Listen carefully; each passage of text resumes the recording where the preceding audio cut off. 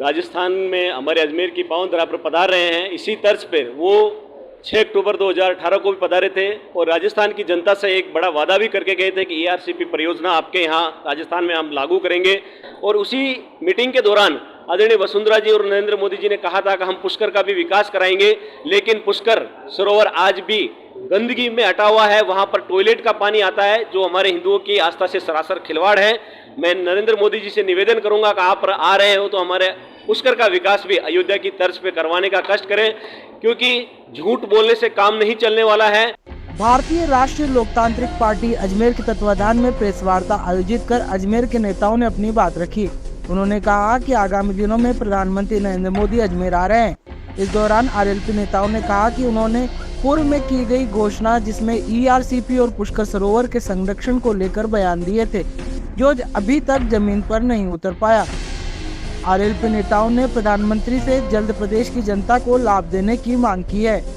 जी देखिए, आज हमारी प्रेस कॉन्फ्रेंस करने का मुख्य विषय है कि आदरणीय नरेंद्र मोदी जी राजस्थान में हमारे अजमेर की पावन धरा पर पधार रहे हैं। इसी तर्ज पर वो 6 अक्टूबर 2018 को भी पधारे थे और राजस्थान की जनता से एक बड़ा वादा भी करके गए थे कि ईआरसीपी परियोजना आपके यहाँ राजस्थान में हम लागू करेंगे, जिससे 13 जिलों को सीधा सिंचाई का पानी मिलेगा, मीठा पानी मिलेगा।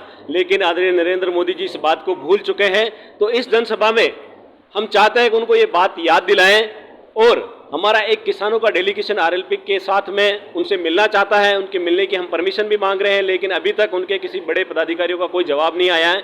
और उसी मीटिंग के दौरान आदरणीय वसुंधरा जी और नरेंद्र मोदी जी ने कहा था कि हम पुष्कर का भी विकास कराएंगे, लेकिन पुष्कर सरोवर आज भी गंदगी में हटा हुआ है। वहां पर टॉयलेट का पानी आता है जो हमारे हिंदुओं की आस्था से सरासर खिलवाड़ है।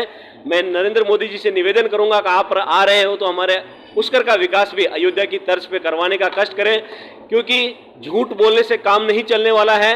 यदि इस बार आप ईआरसीपी को राष्ट्रीय योजना अगर घोषित नहीं करते हैं तो आने वाले चुनाव में यहाँ की जनता आपको जवाब देगी। मैं आपको इसका एक छोटा सा विजुअल भी दिखाना चाहता हूँ कि किस प्रकार से नरेंद्र मोदी जी यहाँ घोषणा करके गए थे और उन्होंने अपनी योजना को अभी तक भी लागू नहीं किया था।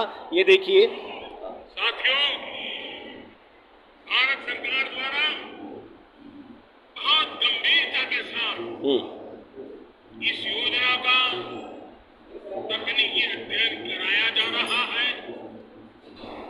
इस प्रोजेक्ट से जुड़े सारे पहलुओं का लेखा जोखा करने के बाद पूरी संवेदनशीलता के साथ हम इस पर फैसला लेंगे और चंबल बेसिन की नदियों पर आधारित इस परियोजना से राजस्थान की 2 लाख हेक्टेयर से ज्यादा जमीन को सिंचाई की सुविधा ये बात नरेंद्र मोदी जी भूल चुके हैं। तो हम इस बहाने उनको याद दिलाना चाह रहे हैं कि नरेंद्र मोदी जी आप आए और हमारे राजस्थान वासियों को ये ईआरसीपी का आप तोहफा देने का कष्ट करें, अन्यथा आने वाले चुनाव में इसका बड़ा खामियाजा भारतीय जनता पार्टी को भुगतना पड़ेगा।